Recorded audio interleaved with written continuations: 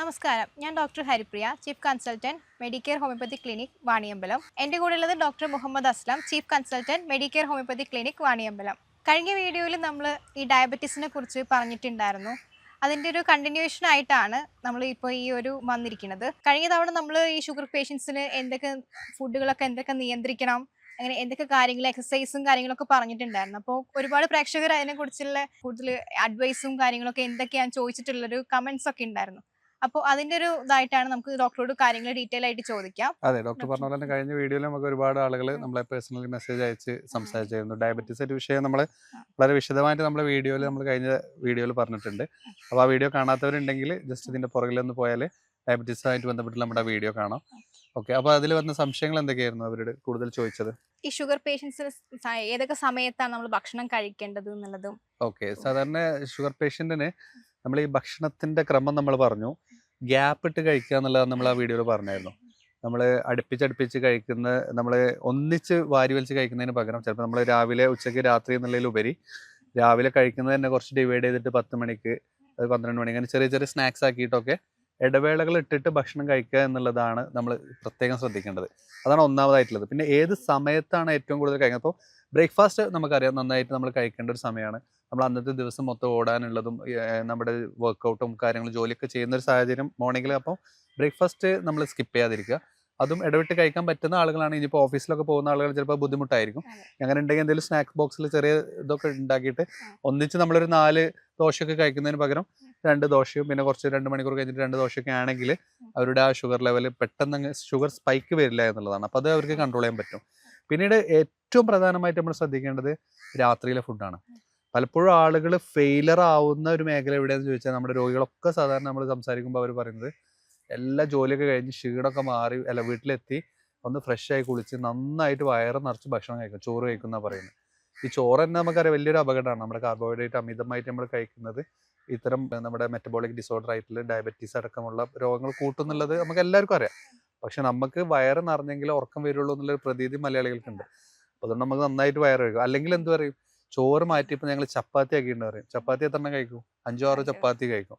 അപ്പം അതന്നെ നമുക്ക് കാർബോഹൈഡ്രേറ്റിന്റെ അളവ് അത്രയും കൂടുക എന്നുള്ളതാണ്. അപ്പം രാത്രിക്കത്തെ ഭക്ഷണം ലിമിറ്റ് ചെയ്യുക, നേരത്തെ ആക്കുക എന്നുള്ളതാണ് നമ്മുടെ പ്രേക്ഷകരോട് നമുക്ക് പറയാനുള്ളത്. ഡയബറ്റീസ് ഉള്ള രോഗികൾ, മരുന്ന് കഴിക്കുന്ന ആളുകൾ ഉണ്ടെങ്കിലൊക്കെ നമുക്ക് മരുന്ന് കഴിക്കുക എന്നുള്ളതിലുപരി പ്രമേഹത്തെ മാക്സിമം നമുക്ക് കൺട്രോൾ ചെയ്യാം. മരുന്ന് കഴിക്കാതെ എങ്ങനെ, അല്ലെങ്കിൽ മരുന്നിനെ ഏറ്റവും ലീസ്റ്റ് ആയിട്ട് കുറച്ചുകൊണ്ട് എങ്ങനെ മുന്നോട്ട് കൊണ്ടുപോകുക എന്നുള്ളതാണ് ഡയബറ്റീസ് രോഗികൾ ശ്രദ്ധിക്കേണ്ടത്. ചില പേഷ്യൻസ് ചപ്പാത്തി കഴിക്കും, അതിന്റെ മുകളിൽ കുറച്ച് ചോറ് കഴിക്കുന്ന. അതെ, ചപ്പാത്തി കഴിച്ചിട്ട് അതിന്റെ മുകളിൽ കുറച്ചും കൂടി ചോറും കഴിക്കുന്ന ആളുകളുണ്ട്.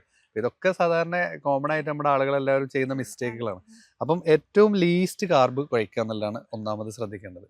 പിന്നെ അതിൽ ഫൈബേഴ്സും പ്രോട്ടീൻസും ധാരാളമായിട്ട് കൂട്ടി കഴിക്കുക എന്നുള്ളതാണ്.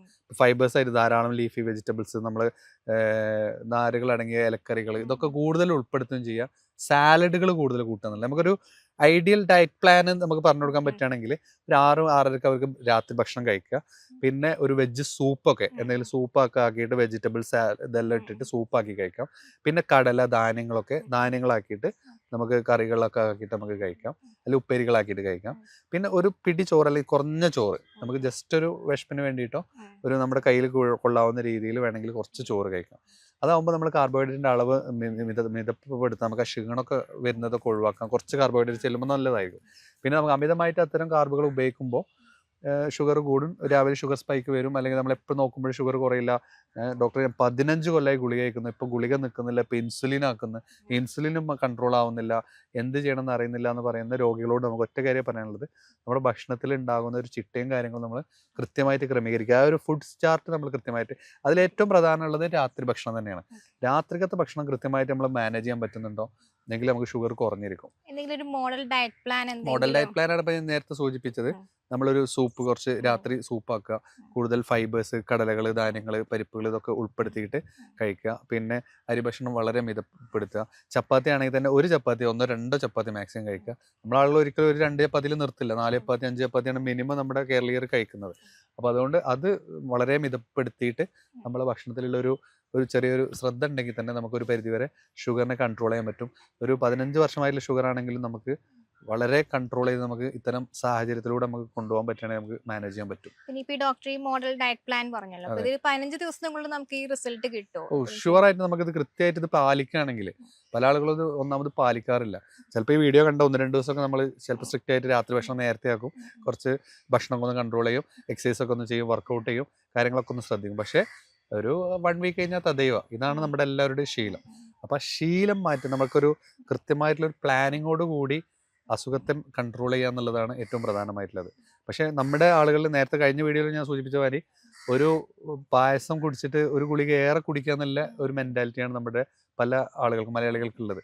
അതുകൊണ്ട് ഈ കല്യാണപ്പെരയിലൊക്കെ നമുക്ക് ഈ ജ്യൂസുകൾ, അതുപോലെ ഈ മധുരമുള്ള കേക്കുകളൊക്കെ നിൽക്കുന്നതിൻ്റെ ഇടയിൽ നിൽക്കുമ്പോൾ നമ്മൾ ആളുകളെ മുഖത്തേക്ക് ജസ്റ്റ് ഒന്ന് നോക്കിയാൽ മതി.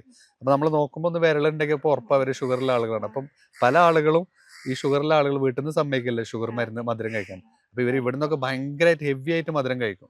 എന്നിട്ട് എന്ത് ചെയ്യും, ഡോക്ടർ ഞാൻ രാവിലെ സാധാരണ ഗുളികയുള്ളൂ, ഞാൻ ഉച്ചക്കും കൂടി അല്ലെങ്കിൽ വൈകുന്നേരം കൂടി ഓരോ ഡോസ് കൂടി അങ്ങ് കഴിച്ചാൽ അതങ്ങ് മാനേജ് ചെയ്യുന്നത്. അപ്പം അങ്ങനെ കഴിച്ചാൽ ഷുഗർ കുറയുന്നുള്ളൊരു ധാരണയാണ് പലരും. ഗുളിക കഴിച്ചിട്ട് ഷുഗർ കുറക്കുക എന്നുള്ളത്. അപ്പം പക്ഷേ ഇതിൻ്റെയൊക്കെ ഒരു യഥാർത്ഥ പ്രശ്നം എന്താ വെച്ചാൽ നമ്മുടെ ശരീരത്തിൽ ഉണ്ടാകുന്ന ഇൻസുലിൻ്റെ അളവ് കുറവാണ്. അപ്പോൾ ഇൻസുലിൻ്റെ ഒരു സെൻസിറ്റിവിറ്റി, ഇൻസുലിൻ റെസിസ്റ്റൻ്റ് ആണ്. അപ്പോൾ അതുകൊണ്ട് ആ സെൻസിറ്റിവിറ്റിയെ ഇമ്പ്രൂവ് ചെയ്യാന്നല്ല വേണ്ടത്. അപ്പോൾ ഇൻസുലിൻ സെൻസിറ്റിവിറ്റി കൂടുന്തോറും ഷുഗർ ലെവൽ കുറയും. അപ്പോൾ അതിനനുസരിച്ചിട്ടുള്ള ഡയറ്റ്, എക്സസൈസ്, വർക്കൗട്ട്, മാനസിക സമ്മർദ്ദം കുറക്കുക, ലളിതമായിട്ടുള്ള വർക്കൗട്ടുകൾ ചെയ്യുക, സ്ഥിരമായിട്ടുള്ളൊരു കൃത്യമായിട്ടുള്ളൊരു പ്ലാനിലേക്ക് നമ്മൾ കൊണ്ടുപോകുക എന്നുള്ളതാണ് ഡയബറ്റീസിനെ മാനേജ് ചെയ്യാൻ നമുക്ക് ഏറ്റവും പ്രധാനമായിട്ടുള്ളത്. ഡോക്ടർ, ഇനി വേറെ എന്തെങ്കിലും അഡ്വൈസസ് നമുക്ക് ഈ ഷുഗർ പേഷ്യൻസിന് കൊടുക്കാൻ പറ്റിയതുണ്ടോ? ഷുഗർ പേഷ്യൻറ്റിന് കൊടുക്കേണ്ട ഒരു അഡ്വൈസ് ആണ്, ഷുഗർ എന്ന് പറഞ്ഞാൽ നമുക്കറിയാം എല്ലാ അവയവങ്ങളിലേക്കും അതൊരു പ്രശ്നം ഉണ്ടാക്കുന്ന ഒരു അസുഖമാണ്. എന്നാൽ പ്രശ്നം ഉണ്ടോ ചോദിച്ചാൽ ഇല്ല, ഉണ്ടോ ചോദിച്ചാൽ ഭയങ്കരമായിട്ട് കൂടുതൽ. ഇപ്പം നമുക്ക് കാർഡിയക് അസുഖങ്ങളായിക്കോട്ടെ, ലിവറിൻ്റെ അസുഖങ്ങളായിക്കോട്ടെ, എല്ലാത്തിനെയും ഒരു പ്രശ്നങ്ങൾ കൂട്ടുന്നൊരു അസുഖമാണ് ശരിക്കും ഡയബറ്റീസ് എന്ന് പറഞ്ഞത്. നമ്മുടെ ശരീരത്തിന് തന്നെ ഒരു ഇൻഫ്ലമേഷൻ നേർക്കിട്ട് മൊത്തത്തിൽ വരുന്നൊരു സാഹചര്യം ഉണ്ടാവും. അപ്പോൾ അതുകൊണ്ട് തന്നെ ഒരുപാട് പ്രയാസങ്ങൾ നമുക്കുണ്ട്. ഇപ്പോൾ സ്കിന്നിലൊരു മുറിവുണ്ടാവുക, ഉണങ്ങാൻ പ്രയാസമായിരിക്കും, പഴുപ്പുകൾ വരും, അതൊക്കെ ഒരുപാട് ചിലപ്പോൾ കാല് മുറിക്കേണ്ട അവസ്ഥകൾ വരെ പല രോഗികൾക്കും ഉണ്ടായിട്ടുണ്ട് ഷുഗർ മാനേജ് ചെയ്യാൻ പറ്റാതെ. അപ്പോൾ അതുകൊണ്ട് നമ്മൾ ഏറ്റവും വലിയ അഡ്വൈസ് എന്ന് പറഞ്ഞാൽ ഇതിനെ കൺട്രോൾ ചെയ്ത് കറക്റ്റ് ചെയ്ത് നിർത്തുക എന്നുള്ളതാണ്.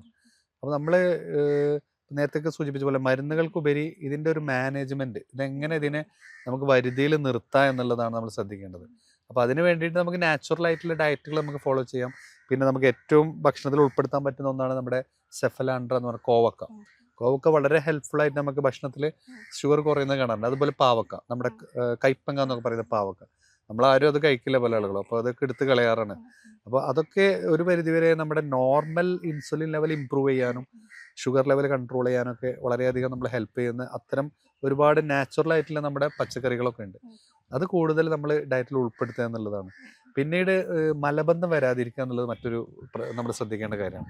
അപ്പോൾ പല ആളുകളിലും മലബന്ധമുള്ള ആളുകളിൽ ഷുഗർ പെട്ടെന്ന് റൈസ് ചെയ്ത് കാണാറുണ്ട്. സാധാരണ പേഷ്യൻസിലൊക്കെ മലബന്ധം വരുമ്പോൾ പെട്ടെന്ന് തന്നെ സാധാരണ ഷുഗർ നോർമലായി നിൽക്കുന്ന ആളുകളിൽ, അല്ലെങ്കിൽ ഷുഗറിന് മരുന്ന് മാനേജ് ചെയ്ത് പോകുന്ന ആളുകളിലും മലബന്ധം എന്തെങ്കിലും വന്നു കഴിഞ്ഞാൽ പെട്ടെന്ന് ഷുഗർ ഹൈക്ക് വരുന്ന കാണാറുണ്ട്. അപ്പോൾ അതുകൊണ്ട് വളരെ ഫൈബേഴ്സ് ആയിട്ടുള്ള ഭക്ഷണങ്ങൾ അടങ്ങിയിട്ട് നമുക്ക് മലബന്ധം ഇല്ലാതെ മലശോധന കൃത്യമാക്കാൻ ശ്രദ്ധിക്കുക എന്നുള്ളതും ഷുഗർ രോഗികൾ ശ്രദ്ധിക്കേണ്ടതാണ്. പിന്നീട് ഇവർക്ക് വരുന്ന മുറിവുകൾ, കാലിലൊക്കെ വരുന്ന മുറിവുകളൊക്കെ ഉണ്ടെങ്കിൽ ആ ടൈമിൽ അത് മാനേജ് ചെയ്യുക, മരുന്ന് കഴിക്കുക, അല്ലെങ്കിൽ കൃത്യമായിട്ട് അതിനെ പഴുപ്പുകൾ ഉണക്കാനുള്ള സാഹചര്യം ഉണ്ടാക്കുക. അതർവൈസ് അത് ചിലപ്പം വലിയൊരു ബുദ്ധിമുട്ടിലേക്ക് അത് വരാം. കഴിഞ്ഞ വീഡിയോയിൽ നമ്മൾ സൂചിപ്പിച്ചിരുന്നു. അപ്പോൾ കാല് ആംബ്യൂട്ട് ചെയ്യേണ്ട അവസ്ഥ വരെ പല ആളുകൾക്കും വന്നിട്ടുണ്ട്, മുറിവുകളൊക്കെ ഉണങ്ങാതെ. അപ്പോൾ അത്തരം സാഹചര്യങ്ങളിലേക്ക് പോവാതിരിക്കുക എന്നുള്ളതാണ് ഷുഗർ രോഗികൾ ഏറ്റവും പ്രധാനമായിട്ടുള്ളത്. മരുന്നിൻ്റെ ഒപ്പം ഇതേപോലെയുള്ള കാര്യങ്ങൾ ശ്രദ്ധിക്കുക. ഇപ്പോൾ ഈ പറഞ്ഞ നമ്മൾ ഈ ഡയറ്റുകളൊക്കെ ഒരു മരുന്നിന് ഒരു ആൾട്ടർനേറ്റീവ് അല്ല, പക്ഷേ ആ മരുന്നിൻ്റെ ഡോസേജ് കുറക്കാനും ചിലപ്പോൾ മരുന്നില്ലാതെ തന്നെ നമുക്ക് മാനേജ് ചെയ്ത് ഷുഗറിനെ കൺട്രോൾ ചെയ്ത് പോകാനും നമ്മളെ സഹായിക്കും എന്നുള്ളതാണ്. അപ്പോൾ ഇത് നമ്മുടെ പ്രേക്ഷകർ തിരിച്ചറിയുക. നമുക്ക് ഷുഗറിൻ്റെ ലെവല്, ഒരു ഫാസ്റ്റിംഗ് ബ്ലഡ് ഷുഗർ നമുക്കറിയാം 110 താഴെ നിൽക്കേണ്ടതാണ്. ഒരു 100ൻ്റെ മുകളിലുണ്ടെങ്കിൽ എപ്പോഴും അത് നമുക്കൊരു സസ്പെക്റ്റഡ് പ്രീ ഡയബറ്റിക് ഫേസ് ആവാൻ സാധ്യതയുള്ള ആളുകളാണ്. അങ്ങനത്തെ ആളുകളുണ്ടെങ്കിൽ ഷുഗർ അങ്ങ് കട്ട് ചെയ്യുക. ഷുഗർ കട്ട് ചെയ്യുമ്പോൾ തന്നെ മധുരം നമ്മൾ എക്സ്ട്രാ ആഡഡ് ആർട്ടിഫിഷ്യൽ നമ്മുടെ സ്വീറ്റ്നെസ് അല്ലെങ്കിൽ മധുരമൊക്കെ നമ്മൾ കുറച്ചാൽ തന്നെ ഒരു പരിധിവരെ നമുക്ക് ഒരുപാട് ഹെൽത്ത് ബെനിഫിറ്റ് ഉണ്ട്. നമ്മളെപ്പോഴും പറയുന്നതാണ്, നമ്മുടെ സ്കിന്ന് ഗ്ലോ ചെയ്യും, അതുപോലെ നമ്മുടെ ഹെൽത്തി ആയിട്ടുള്ള വെയിറ്റ് നമുക്ക് അറ്റൈൻ ചെയ്യാൻ പറ്റും, കൂടുതൽ അമിത വെയിറ്റിലേക്ക് പോകുന്നത് തടയാൻ പറ്റും. അതുപോലെ ഡാൻഡ്രഫിൻ്റെ കംപ്ലയിൻറ്റ് ഉണ്ടെങ്കിൽ അത് തടയാൻ പറ്റും, സ്കിന്നിൽ അലർജി കുറക്കാൻ പറ്റും, ഇമ്മ്യൂൺ സിസ്റ്റം ഇമ്പ്രൂവ് ചെയ്യും. ഇതെല്ലാം നമ്മൾ ഷുഗർ കട്ട് ചെയ്യുന്നതോടുകൂടി നമുക്ക് വരുന്നതാണ്. നമ്മുടെ ഒരു കൾച്ചർ തന്നെ മധുരത്തിൽ നിന്ന് തുടങ്ങുന്നത്. നമ്മൾ എല്ലാം മധുരം കൊടുത്തിട്ട് സ്വീറ്റ് കൊടുത്തിട്ടാണ് നമ്മൾ പലപ്പോഴും ചെയ്യുന്നത്. അപ്പോൾ അതുകൊണ്ട് മധുരത്തിൻ്റെ അളവ് നമ്മുടെ ലൈഫ് സ്റ്റൈലിലെല്ലാം കൃത്യമായിട്ട് കുറക്കുക എന്നുള്ളതാണ്. നമ്മൾ ഈ ഷുഗറിന് സൂപ്പർ മാർക്കറ്റുകളിലൊക്കെ ഉള്ള പല ബോർഡുകളിലും ഷുഗർ ഇല്ലാത്ത രീതിയിൽ എഴുതി വെക്കും അവർ. ആർട്ടിഫിഷ്യൽ ഷുഗേഴ്സ് ഒക്കെ പല പേരിലൊക്കെ എഴുതി വെക്കും. അപ്പോൾ അത്തരം കാര്യങ്ങൾ നമ്മൾ തിരിച്ചറിയുക എന്നുള്ളതാണ്. ഇപ്പോൾ ഈ പാനീയങ്ങൾ, കോള പോലത്തെ ഡ്രിങ്ക്സുകൾ, അല്ലെങ്കിൽ നമ്മൾ ഈ സോഫ്റ്റ് ഡ്രിങ്ക്സുകൾ, ഇതിലൊക്കെ ഹൈ ഫ്രക്ടോസ് കണ്ടന്റുകളാണ്, ഫ്രക്ടോസ് ജ്യൂസുകളാണ് അതിൽ വരുന്നത്. അപ്പോൾ അത്തരം കാര്യങ്ങൾ പലപ്പോഴും പ്രശ്നങ്ങൾ ഉണ്ടാകും. അത് തിരിച്ചറിഞ്ഞുകൊണ്ട് അതിനെ മാനേജ് ചെയ്യാൻ വേണ്ടിയിട്ട് നമ്മൾ ശ്രദ്ധിക്കുക എന്നുള്ളത് ഏറ്റവും പ്രധാനമാണ്.